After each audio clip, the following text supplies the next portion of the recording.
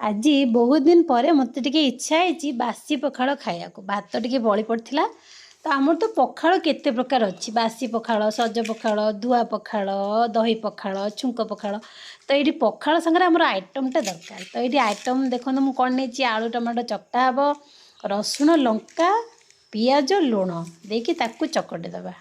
तो एमती चकटा कला बेलू मोर मन पड़ मोर से स्कूल दिन कथा जो मुझे 10टा बेले स्कूल जाऊँगी मो माँ कौन करे ना से बासी पखाड़ सहित एमती कौन टे करदे खाईदेकी पड़ो से आम सबुदिन बासी पखाड़ खाऊलु किंतु ठंडा हो नाला किंतु एबे एमिति माने समय हो आम पखाड़ खाई पारनु माने बासी पखाड़ खाई होनी तो ये मोर चटणी हो प्रस्तुत टेस्ट करनबा टिके पूरा ओके तो चलतु एबे खाई नबा और डेरी करी होनी एते माने भोक भी लगे देखिकी तो आम पखाड़ सतरे आम जगन्नाथ संस्कृति रे पखाड़ पे आम निजको गर्व अनुभव करूँ